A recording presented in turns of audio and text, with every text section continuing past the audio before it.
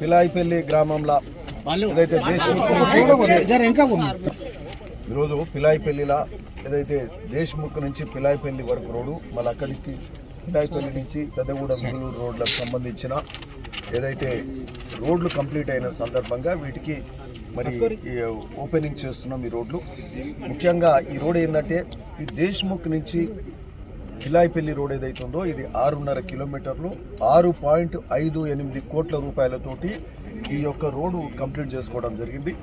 సంబంధించిన కాంట్రాక్టర్ కూడా సరే బిల్స్ వెనక ముందు వచ్చిన ఆ కాంట్రాక్టర్ కూడా చేసిన సందర్భంగా మరి ఆయనకు కూడా కృతజ్ఞత అని చెప్తున్నాం కృష్ణాడికి. ఓకే, కారణం కృష్ణాడు ఉన్నారా? ఒక్క నిమిషం జరుగుతుంది. కారణం ఏంటంటే సరే అయితే ఆయనకు కూడా మేలు ఏం చేసినామంటే ఆయనకు పాత ఎస్టిమేషన్ ఉంటే ఆయన చేయలేడు. ఇది 10-12 ఏళ్ళ నుంచి పెండింగ్ ఉంది ఈ రోడ్డు. దీనికి ఆయన రివైజ్డ్ ఎస్టిమేషన్ చేపించి 6.58 crores, అంతకుముందు 5 కోట్లు ఏదో ఉండే 4 crores ఉంటే ఇప్పుడు 6.58 crores అంటే ప్రస్తుత రేట్ల ప్రకారం చేస్తే నేను చేస్తా సార్ తొందరగానే ఆయన కూడా కాంట్రాక్టర్ చెప్పడం, ఈ ఎస్టిమేట్స్ రివైజ్ చేయడం. మరి ఆయన మాట మన మాట మనం నిలబెట్టుకున్నాం, గవర్నమెంట్లో తిరిగినాం, ఎస్టిమేషన్ పెంచినాం, ఆయన పని ఆయన చేసిండు. ఈరోజు ఏదైనా 12 ఏళ్ళకి వెళ్ళి కాని రోడ్డు ఈరోజు ఈ రోడ్డు కావడం, ఈ రోడ్డు మీద మేము కాంగ్రెస్ పార్టీ ప్రతిపక్షం ఉన్నప్పుడు మేము ధర్నాలు చేసినాము, రోడ్ల మీద నాట్లు పెట్టినాము ఎన్నోసార్లు, ఒక్కసారి కాదు. ఇక్కడ యూత్ పిలాయిపల్లి అయితేంది, దేశ్ముఖ్ అయితేంది, వీళ్ళు చాలా బాధలు పడ్డారు, యాక్సిడెంట్స్ అయ్యేది, రోడ్ల మీద ఇబ్బంది ఉండే. ఈరోజు ఈ రోడ్డు కావడం చాలా సంతోషం.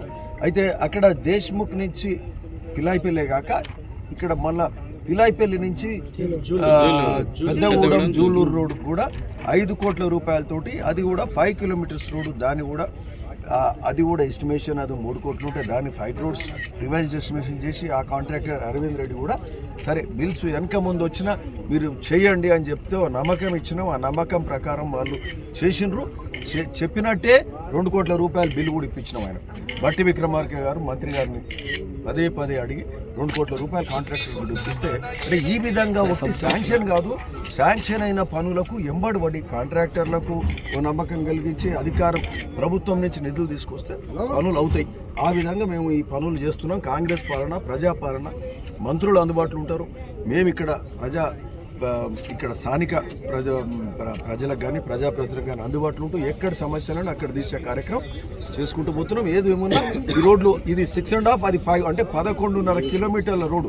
ఆ పెదగూడెం రోడ్డు జూలూరు రోడ్ అయితే 25 ఏళ్ళకెళ్ళి అయితే లేదని చెప్తూ 90 ఏళ్ళు అయితే ఈ రోజు 25 ఏళ్ళ రోడ్డు, 25 ఏళ్ళ రోడ్డు ఈ రోజు మనం కంప్లీట్ చేసిన మాధవరెడ్డి గారు. ఇది కాంగ్రెస్ విజయంగా, ప్రజాపాలన విజయంగా మేము భావిస్తున్నాం. మా అన్నదమ్ములు, పెద్దలు, వేదిక మీద ఉన్న పెద్దలందరికీ కూడా నమస్కారం. చాలా సంతోషం. ఈరోజు ఒక గొప్ప కార్యక్రమం, ఒక పని సాధించుకున్నాం. ఈరోజు ఒక 15 ఏళ్ళు ఇక్కడ దేశ్ముఖ్ పిలాయిపల్లి రోడ్డు చేయలేకపోయినారు. ఈ ప్రాంత యువత, ఈ ప్రాంత వాసులంతా కూడా అనేక సార్లు ధర్నాలు చేసినాం. నేను కూడా వచ్చి ధర్నాలలో కూర్చున్నాం. రోడ్డు మీద నాట్లు కూడా పెట్టినాం. ఎందుకంటే ఇది ఇంత అధ్వానంగా ఉన్నది ఇది అని చెప్పి వానలు పడి బురద అయితే నాట్లు కూడా పెట్టిన పరిస్థితి. అయినా కూడా నాటి ప్రభుత్వం, నాటి పాలకులు, ఇక్కడ ఉన్న ప్రజాప్రతినిధులు కనీసం చెల్లించలే, కనీసం దాని మీద స్పందించలే. 12 ఏళ్ళ నుంచి కానీ రోడ్డు ఈరోజు అయ్యింది.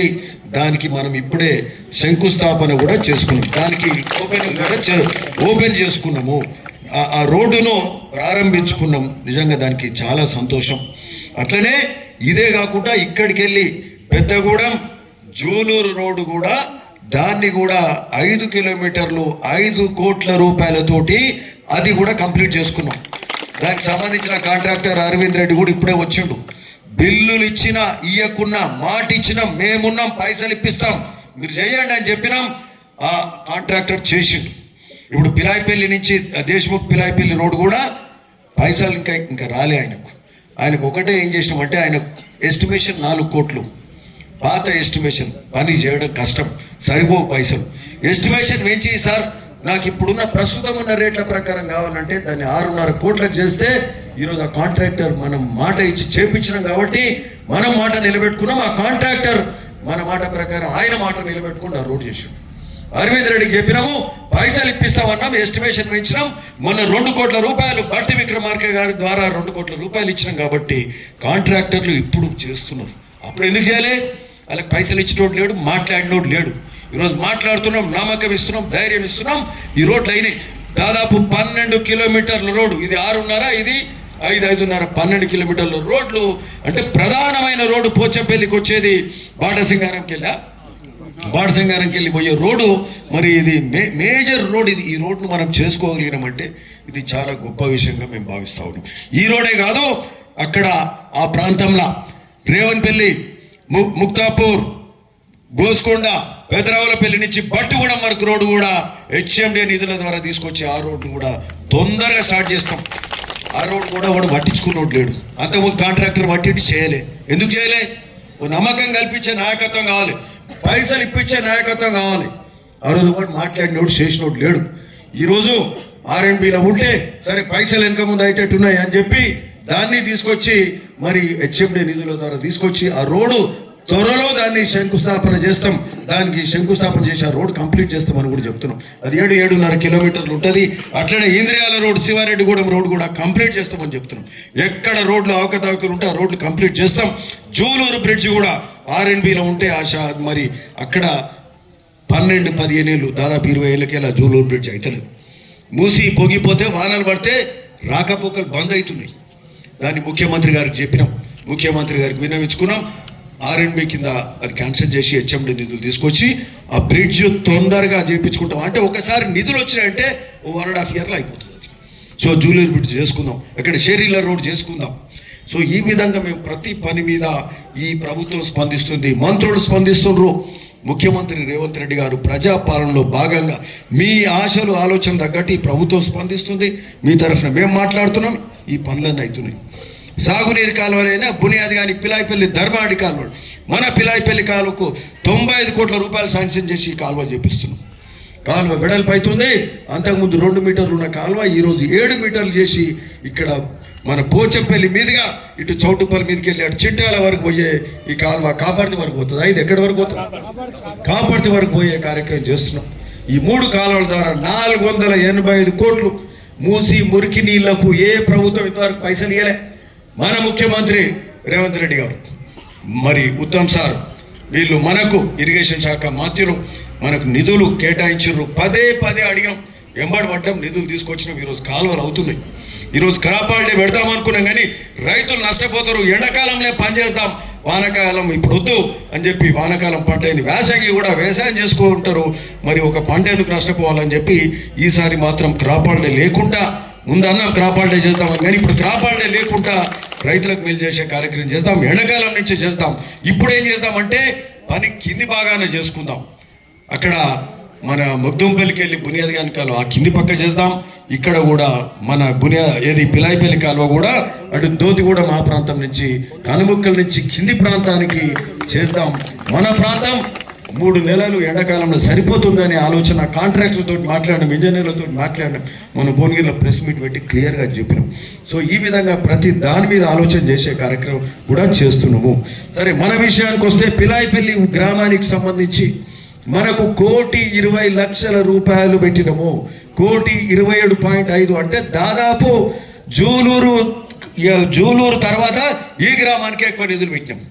65 లక్షల రూపాయలు హెచ్ఎండి నిధులు పెట్టినాం. 25 లక్షల రూపాయలు ఎస్సీ సబ్ ప్లాన్ పెట్టినాం. ఈ గౌడ సంఘానికి 17.5 లక్షలు పెట్టినాం. ఎస్సీ అంటే 17 లక్షలు, ముందు 7 లక్షలు అవసరం సరిపోతాయి అన్నారు, పెట్టినాం 7.5. మళ్ళీ సరిపోతే 10 లక్షలు పెట్టినాం. ఇప్పుడే పోయి చూసి వచ్చినాం. ఎస్సీ బిల్డింగ్ అక్కడ అంతకుముందు 5 పెట్టినాం. మళ్ళీ ఇప్పుడు ఇంకా 5 పడతాయంటే 5 పెట్టినాం. సో ఈ 2 బిల్డింగ్లు కూడా కంప్లీట్ చేసుకునే కార్యక్రమం చేస్తున్నాం. మళ్ళీ 2 నెలల ఈ 2 బిల్డింగ్లు కూడా ఓపెన్ చేసుకుంటామని కూడా ఈ సందర్భంగా చెప్తున్నాం. దేంట్లో వెనక్కి పోతలేం. ఇది 6వ వార్డులో కూడా రోడ్ అవుతుంది. ఎస్సీ సబ్ ప్లాన్ కింద రోడ్లు అవుతున్నాయి. సరే, ఏ విధంగా ఎప్పుడన్నా 1 కోటి రూపాయలు వచ్చినాయా ఈ ఊరికి? 50 లక్షలు వచ్చినాయా? 30 లక్షలు వచ్చినాయా? ఈరోజు 1,27,00,000 రూపాయలు వచ్చినట్టు ఇది చిన్న విషయం కాదు. ఆ రోజు ఏం చేసిర్రంటే వాళ్ళకి ఇష్టం వచ్చినట్టు నిధులు తీసుకుపోయారు, కాళేశ్వరమో లేకపోతే ఇంకేదో ప్రాజెక్టులు పెట్టిర్రు. ఆ ప్రాజెక్టులు కూలినాయి, 1,00,000 కోట్ల అప్పులైనాయి, లక్షల కోట్ల అప్పులైనాయి, మన నెత్తుల అప్పులు మోపిర్రు. ఈరోజు పనులు చేద్దామంటే ప్రభుత్వం దగ్గర, రేవంత్ రెడ్డి గారి దగ్గర డబ్బు లేని పరిస్థితి. అంతకుముందున్న ప్రభుత్వం చేస్తే ఈ అప్పులు ఉండి కూడా, ఇన్ని పంచాయతీలు ఉంటే కూడా ఇవన్నీ కూడా నెట్టుకొస్తూ మీకు సంబంధించిన రేషన్ కార్డులు ఇచ్చే కార్యక్రమం జరుగుతుంది, మీకు సంబంధించిన సన్నబియ్యం ఇచ్చే కార్యక్రమం జరుగుతుంది. దేశంలో ఎక్కడ ఇస్తున్నారు సన్నబియ్యం? ఓన్లీ తెలంగాణలో సన్నబియ్యం ఇస్తున్నాం. 13,000 కోట్లు పెట్టి సన్నబియ్యం ఇచ్చే కార్యక్రమం జరుగుతుంది.